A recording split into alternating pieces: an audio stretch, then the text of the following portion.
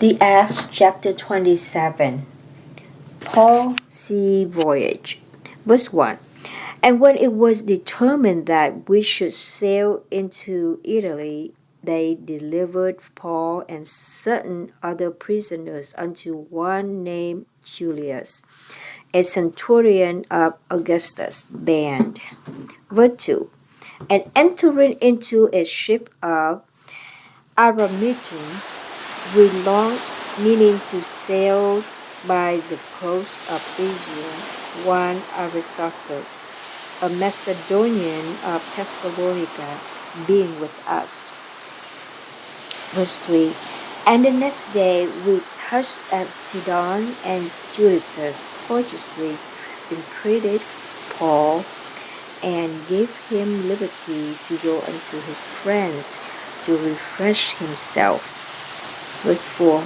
And when we had launched from thence, we sailed under Cyprus, because the winds were contrary. Verse 5. And when we had sailed over the sea of Sicilia and Pamphylia, we came to Myra, a city of Lycia. Verse 6. And there the centurion found a ship of Alexandria sailing into Italy, and he put us therein. Verse 7.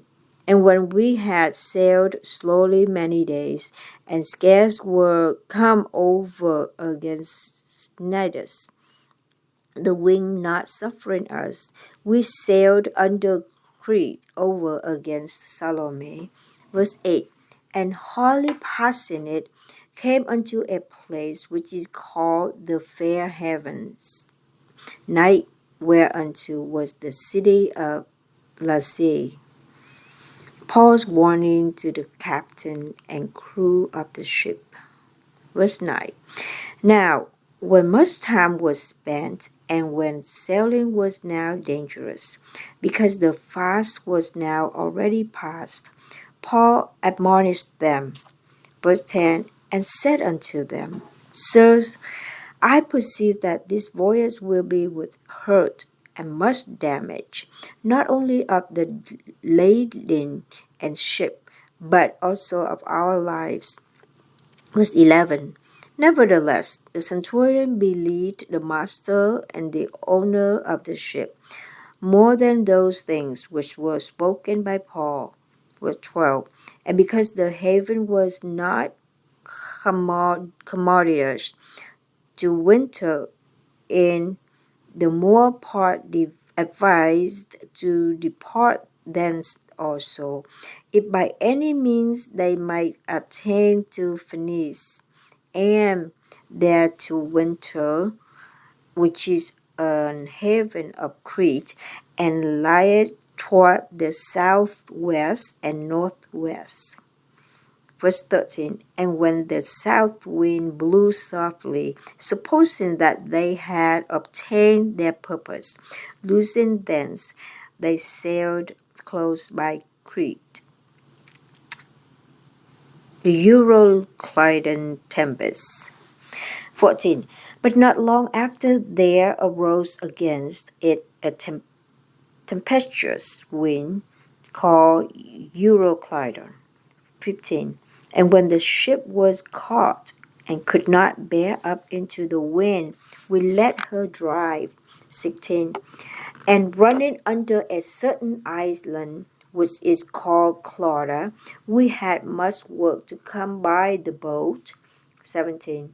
Which when they had taken up, they used helps undergirding the ship, and fearing lest they should fall into the quicksands, straight sail, and so were driven. Verse 18. And we being exceedingly tossed with a tempest, the next day they lightened the ship. 19. And the third day we cast out with our own hands the tackling of the ship. 20. And when neither sun nor stars in many days appeared, and no more tempest tempest lay on us, all hope that we should be saved was then taken away. 21. But after long abstinence, Paul stood forth in the midst of them and said, Sirs, we should have hearkened unto me, and not have loosed from Crete, and to have gained this harm and loss. 22. And now I exhort you to be of good cheer, for there shall be no loss of any man's life among you, but not of ship. 23. For there stood by me this night an angel of God, whose I am and whom I serve. 24. Saying, Fear not, Paul, thou must be brought before Caesar, and lo, God hath given thee all them that sail with thee. 25. Wherefore, sirs, be of good cheer, for I believe God, that it shall be even as it was told me. 26. Howbeit, we must be cast upon a certain island, the preparation to avoid shipwreck. Verse 27. But when the 14th night was come, as we were driven up and down in Adria, about midnight, the shipmen deemed that they drew near to some country. 28. And sounded, and found it 20 fathoms. And when they had gone a little further, they sounded again, and found it 15 fathoms. 29. Then, fearing lest we should have fallen upon rocks, they cast 4 anchors out of the stern, and wished for the day. 30. And as the shipmen were about to flee out of the ship, when they had let down the boats into the sea under colors, as though they would have cast anchors out of the foreship. 31. Paul said to the centurion and to the soldiers, Except these abide in the ship, ye cannot be saved. 32. Then the soldiers cut off the ropes of the boat and let her fall off. 33. And while the day was coming on, Paul besought them all to take meat, saying, This day is the 14th day that ye have tarried and continued fasting, having taken nothing. 34. Wherefore I pray you to take some meat, for this is for your health. For there shall not an hair fall from the head of any of you.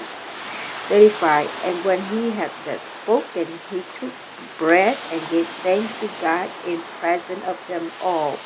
And when he had broken it, he began to eat. 36. Then were they all of good cheer, and they also took some meat. 37. And we were in all in the ship 260 souls. 38. And when they had eaten enough, they lightened the ship, and cast out the wheat into the sea. 39. And when it was day, they knew not the land, but they discovered a certain creek with a shore, into the which they were minded, if it were possible, to thrust in the ship. 40. And when they had taken up the anchors, they committed themselves unto the sea, and loosed the rudder bands, and hoised up the mainsail to the wind, and made toward shore. The safe landing of the passengers. 41. And falling into a place where 2 seas met, they ran the ship around, and the forepart stuck fast and remained unmovable, but the hinder part was broken with the violence of the waves. 42. And the soldiers' counsel was to kill the prisoners, lest any of them should swim out and escape. 43. But the centurion, willing to save Paul, kept them from their purpose, and commanded that they which could swim should cast themselves first into the sea and get into land. 44. And the rest, some on boards and some on broken pieces of the ship. And so it came to pass that they escaped all safe to land.